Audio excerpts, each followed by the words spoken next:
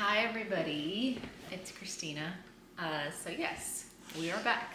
So I wanted to continue what we were looking at last week. So I have my phone.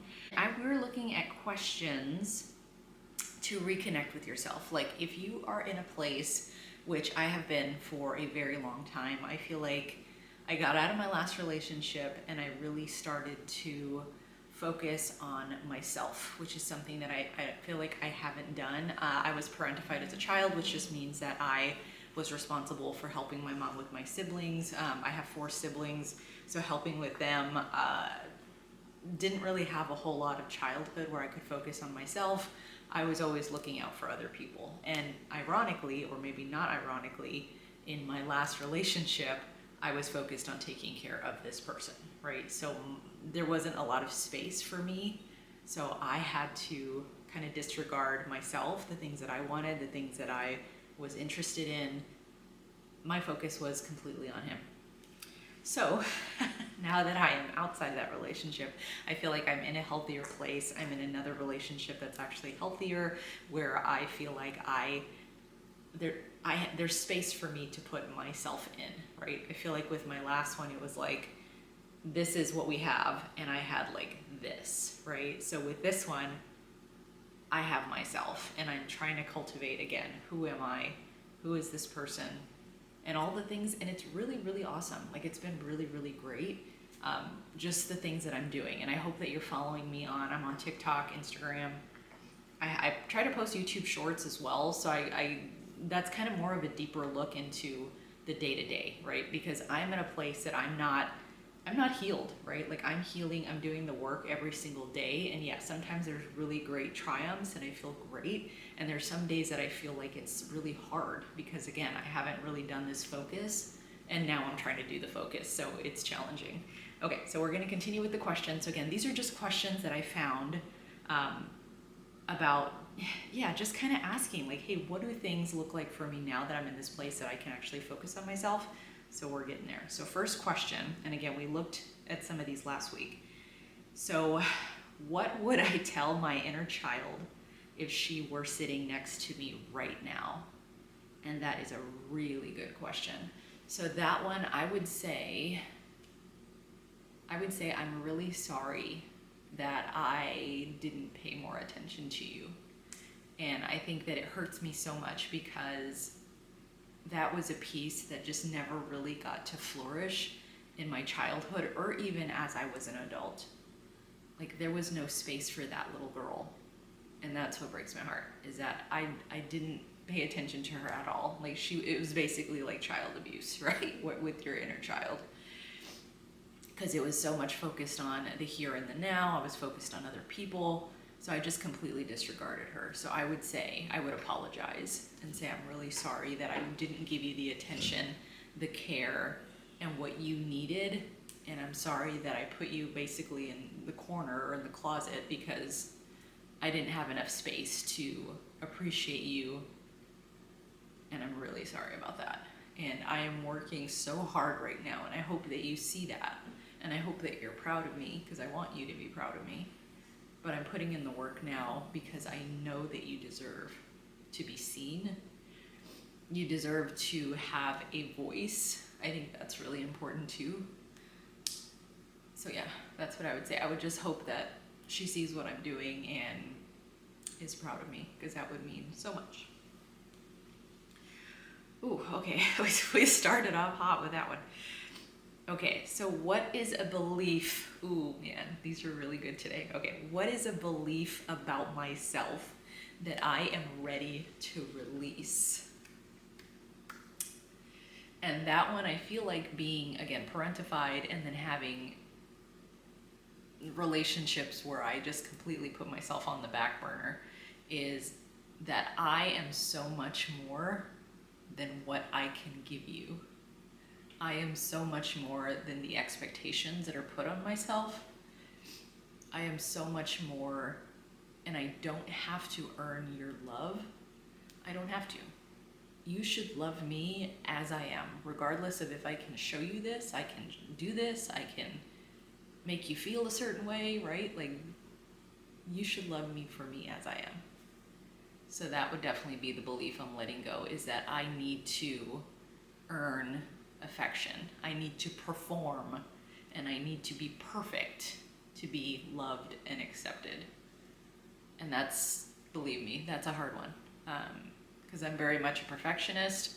I struggle with imposter syndrome. So if I don't feel like I'm giving my best, it feels like a failure. And I'm slowly learning to try to just meet myself where I'm at, and that being okay, right? Like, it's good to have goals and aspirations and all of that, but I feel like if you not being at those places is affecting your self-worth, then you have to kind of recalibrate, right? And say, I'm good here. If I get there, great, but I'm gonna love myself regardless where I'm at. Super important. Okay, let's see, what's next? Okay, so future self-reflection. What kind of person do I want to be 5 years from now? So I am 42 years old. 5 years I will be 47, approaching 50. So I would hope, and again, I'm doing this work now. 5 years is a long time, right? So I'm hoping that in 5 years, I will have a solidified identity. Like, this is me. If I'm not the responsible one, if I'm not the planner, if I'm not the one that you go to when you need help, I'll have this identity that, like, this is me. I'm the person that you want to hang out with because I'm funny.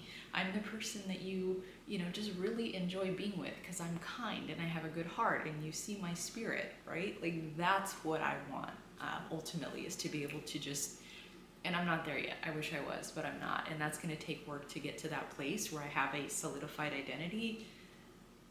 But yeah, I would love to be able to just say, like, hey, these are the things that I love to do. My perfect day looks like this. If I just really be able to have that, because right now it's not there, and I feel a disconnect. I feel like it's like a puzzle, right? Like, I'm putting together this puzzle that I have, like, pieces. I have, like, okay, that, like, I know I like that.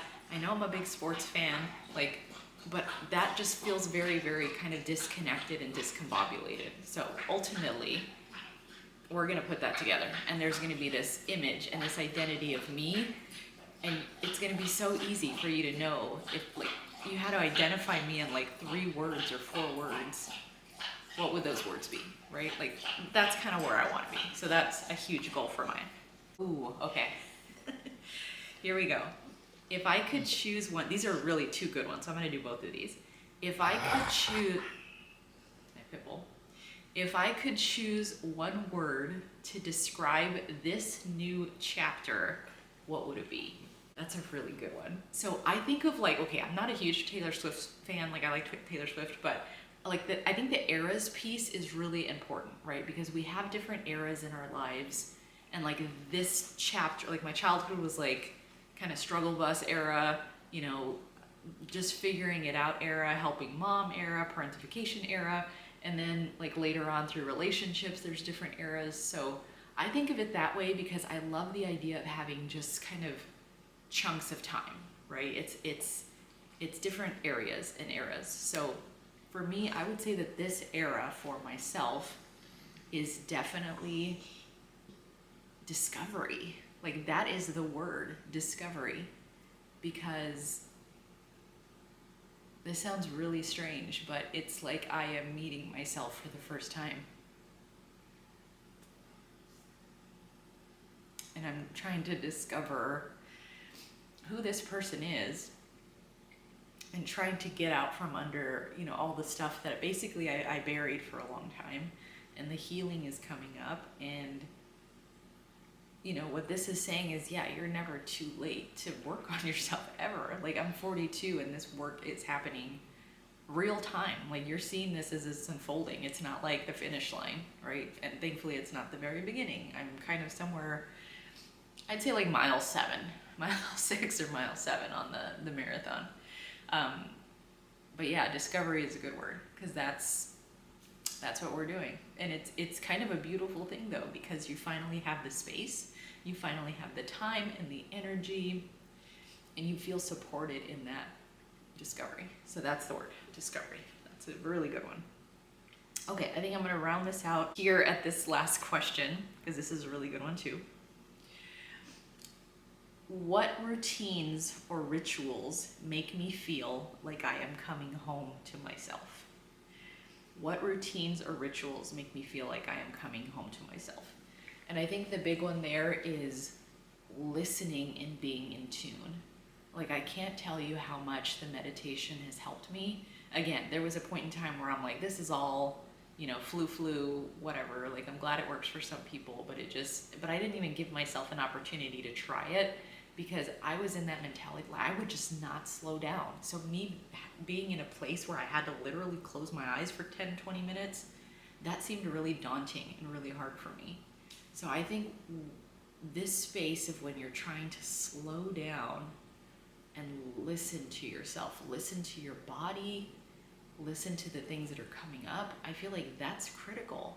So that's been a really big piece of me moving on to this next discovery era, right? This next spot that we're in is checking in with myself, slowing down, giving myself that time for just me where I'm focusing on my breathing and seeing what comes up, but also giving myself some moments of peace. I think if you were parentified and you're kind of one of those people that's always on to the next thing, you keep yourself busy because you don't want to be in that stillness. And that's where I found myself, where it was so uncomfortable to be just sitting because it was just either so much that came up, or I just feel like I'm useless because I'm not moving and there's so much that I should be doing. There's the should again. But yeah, I think you just have to give yourself a little time to check in and see what's in there, see what's coming up, see what your body feels. That's the true testament that you need to do to yourself, and that's what you owe yourself. I mean, you owe yourself a little bit of peace. And imagine if every single day, and this is kind of where I'm at right now, I don't do it every day. I want to get to that point where I do. And I was talking to my therapist, and he's like, I meditate like 3 times a day, in some cases for like an hour each. And I'm like, I'm not quite there yet, and that's okay, right? I'm giving myself the grace to say, hey, this is still very new for you. If we get there, we get there. If not, like, what you're doing now is helping. It's getting you to where you need to be. So yes. So far I'm just doing, and I just do 20 minutes. I'll do like a short or a TikTok or an Instagram video that shows kind of what I do, like what my process is, just so if you haven't done it before and you're interested. But it's been really good. It's been really good. And again, I never would have thought that I would have had the same mentality towards it. Like 2 years ago, I would have thought, okay, whatever. I don't have time for that. A lot of other things to do. So yeah, that's very important. So I would say that's a big one. I honestly forgot what the question was. Rambling. Okay, so yeah, what routines and rituals make me feel like I'm coming home to myself? So definitely meditation is really important. I would say also cultivating the little pleasures.